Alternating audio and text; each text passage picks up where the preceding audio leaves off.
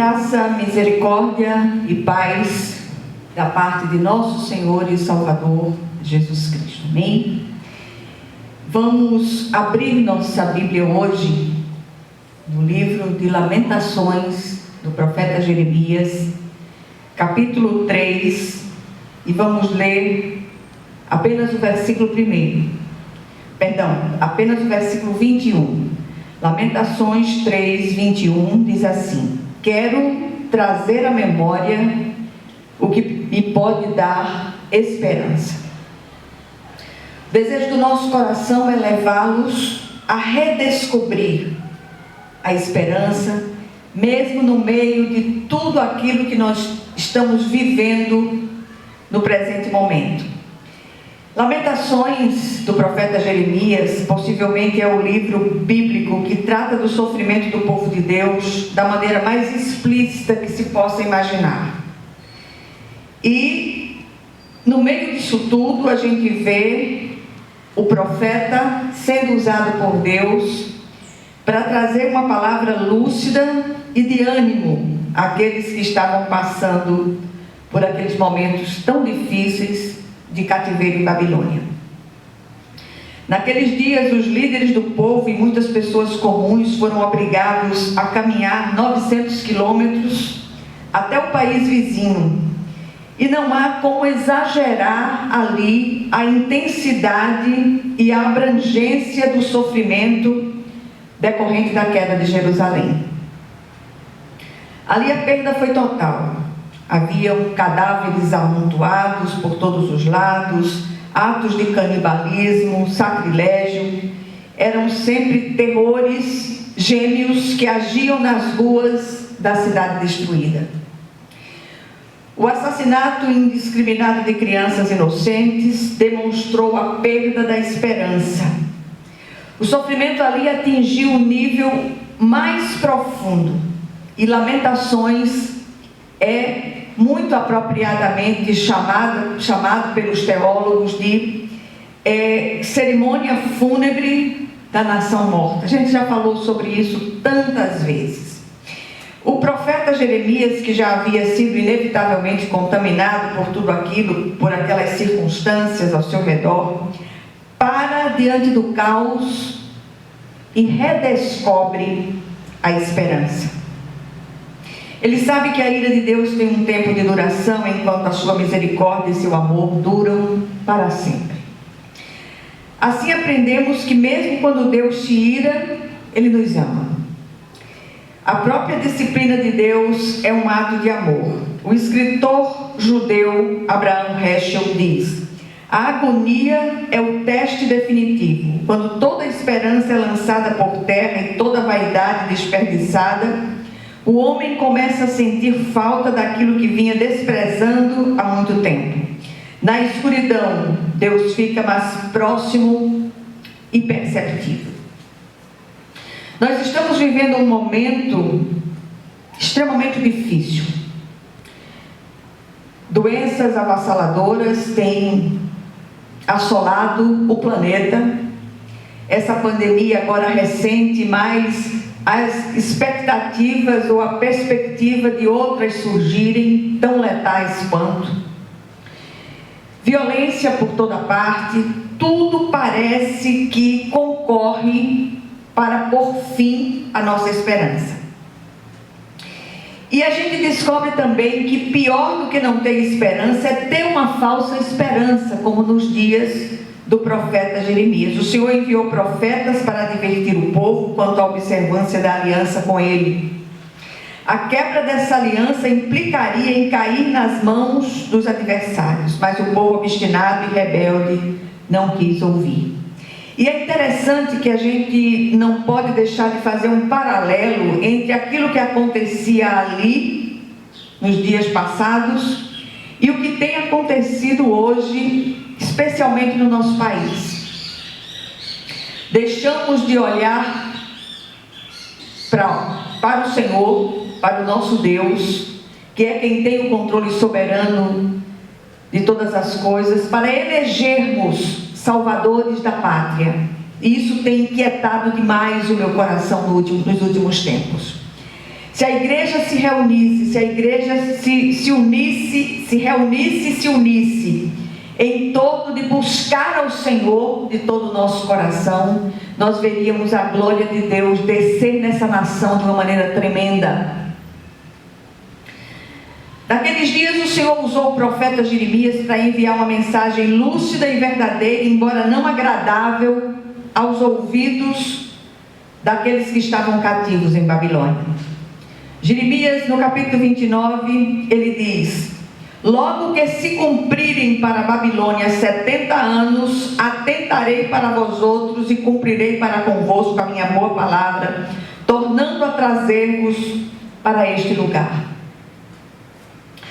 Nesses dias eu tenho conversado com alguns líderes sábios, homens de Deus, de muita fé e de muita constância no Senhor, e todos a uma têm sido unânimes em dizer: precisamos orar pela nossa nação, precisamos clamar ao Senhor para que os olhos do povo de Deus vejam. Nós estamos descambando para uma idolatria descarada, e isso tem feito ou tem entristecido o coração de Deus. Muitos em nosso meio têm estado desesperançados, angustiados de espírito, achando que suas vidas não têm mais jeito, e por isso mesmo se voltam para homens, para estratégias e métodos humanos usados pelo mundo. Não é assim que as coisas funcionam no reino de Deus.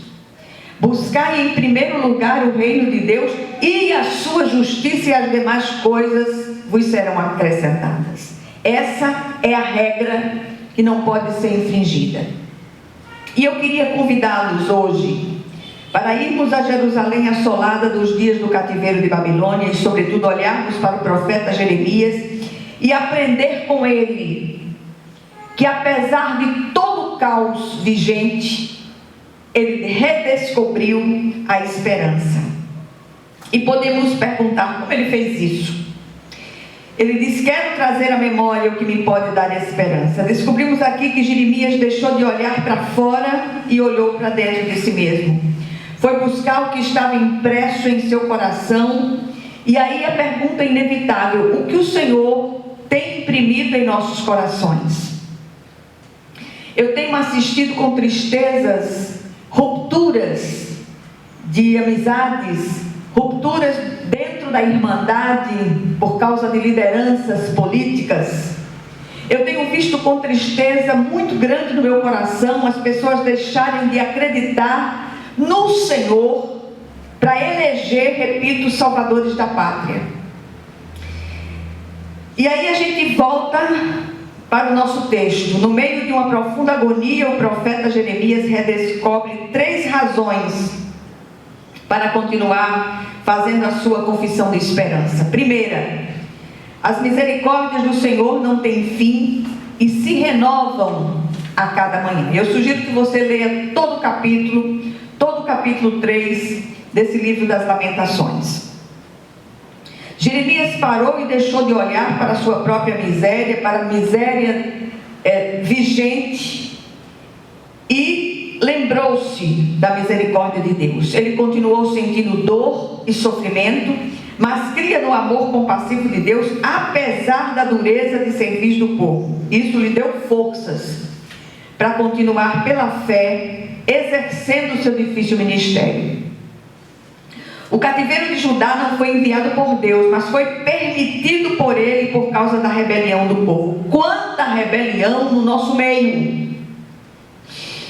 O versículo 39 desse contexto diz: por que se queixa o homem vivente? Cada um queixe-se dos seus próprios pecados. Perdemos a capacidade de observar, perdemos a capacidade de discernir, perdemos a capacidade de ser criteriosos, perdemos a capacidade de equilíbrio.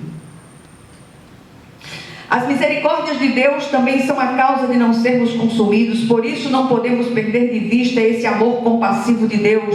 Todas as vezes que o povo se rebelou e voltou-se para Deus arrependido e quebrantado de espírito, Ele o recebeu e o acolheu com um amor desmedido, com um amor indizível. Foi assim no passado e é assim hoje. Segunda razão, Jeremias olha para a grandeza da fidelidade de Deus. Assim como as misericórdias de Deus se renovam a cada manhã, no final do dia podemos perceber a sua fidelidade. Você já contou as bênçãos hoje? Deus é fiel ao seu povo e espera pacientemente que ele descubra a sua fidelidade imutável. A consciência da misericórdia e da fidelidade de Deus fez Jeremias redescobrir a esperança viva, e isso lhe deu um novo ânimo em meio a todo aquele caos. A própria alma do profeta brada das profundezas: a minha porção é o Senhor. E nós podemos parafrasear esse texto de Jeremias e dizer: o nosso Salvador é o Senhor. O Salvador da nossa pátria, o Salvador da nossa vida, o Salvador deste mundo é o Senhor, o Deus Todo-Poderoso, não homens. Para de idolatria. Essa certeza precisamos ter e precisamos bradar semelhantemente a Jeremias. Qual a nossa porção? A nossa porção é o Senhor. Terceira razão, Jeremias olha para a bondade do Senhor, a bondade do Senhor se manifesta aos que esperam nele. Em quem temos esperado? Em quem temos colocado a nossa esperança? Jeremias não se deixou levar pelas falsas esperanças dos falsos profetas e dos falsos líderes que se levantavam naqueles dias. Deus é um Deus de revelação. Revelação, não revelamento. Revelação do Senhor se cumpre, nem que para isso sejam precisos 70 anos. Às vezes a espera faz parte da resposta e é um treinamento de Deus. A palavra do Senhor nos assegura que Ele é bom e que a sua misericórdia dura para sempre. Contudo, a bondade e a misericórdia de Deus não nos dão licença para pecar, nem fazer escolhas malditas. É tempo de arrependimento nesta nação. É tempo do povo de Deus voltar-se para o Senhor, que fez os céus e a terra.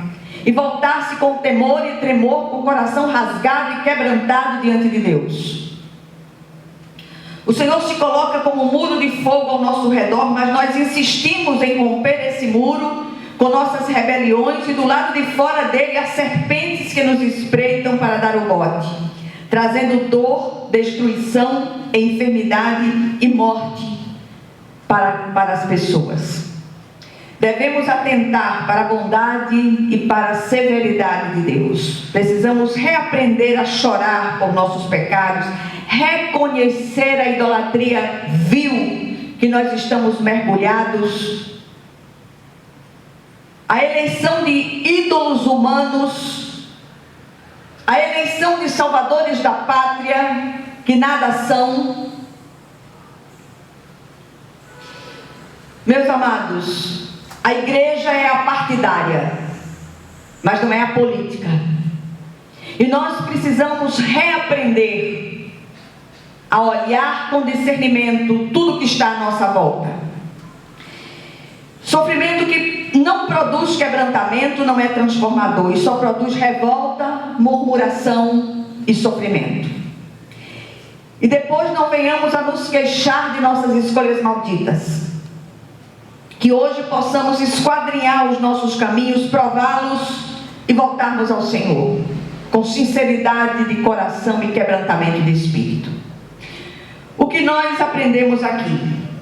Primeiro, por mais difíceis que sejam as nossas adversidades e assolações, elas poderiam ser ainda piores, à semelhança do que aconteceu a toda a nação de Judá nos dias do cativeiro de Babilônia. Não estiquemos o nosso sofrimento por causa das nossas rebeliões. Segundo, quando Deus entende de nos consertar e trazer as mudanças pelas quais clamamos tanto, Ele usará todos os recursos, até mesmo as adversidades, dores e perdas. Terceiro lugar, precisamos aprender ou reaprender a descobrir ou redescobrir a esperança no meio da agonia, olhando para os atributos eternos e imutáveis de Deus, especialmente misericórdia, fidelidade e bondade. Em quarto lugar, aprendemos em Lamentações que mesmo no meio do sofrimento mais atroz, Deus se manifesta ao seu povo, dando-lhe oportunidade de mudanças e crescimento. Que possamos pensar nisso. Deus é a nossa fonte de cura e plenitude. Busquemos, pois, a Ele somente. Quinto lugar, o cativeiro em Babilônia durou 70 anos. Enquanto não se cumpriu o tempo, não houve resposta de Deus. Por isso, aguarde o agir de Deus. A resposta vem, não desista. E por último, deixe o Espírito de Deus fazer uma revelação. O tempo para a bênção chegar não é definido por Deus, mas pela nossa obediência, arrependimento, confissão de pecados e volta para Deus. E Deus espera para ter misericórdia de nós, como fez com a nação rebelde de Judá naqueles dias do cativeiro de Babilônia. Que a graça do Senhor nos assista sempre. Vamos orar. Senhor, nosso Deus e nosso Pai, nós te pedimos no nome de Jesus, que os olhos do teu povo sejam abertos, Senhor, à semelhança do servo de Eliseu, que os olhos do povo de Deus vejam, e que o teu nome seja poderosamente glorificado nesta nação, neste lugar, em nome de Jesus. Abre os nossos olhos, Senhor, tem misericórdia de nós. Há muito povo teu que não tem se curvado aos baalins modernos, e que o teu nome em todas as coisas seja glorificado, e que a graça de nosso Senhor e Salvador Jesus Cristo, o amor infinito de Deus, o nosso Pai Celestial, que as consolações e comunhão do Santo Espírito estejam com todos vocês e com todo o povo de Deus, espalhado por toda a face da terra, desde agora e para todo o sempre. Amém, amém e amém. Que Deus os abençoe ricamente.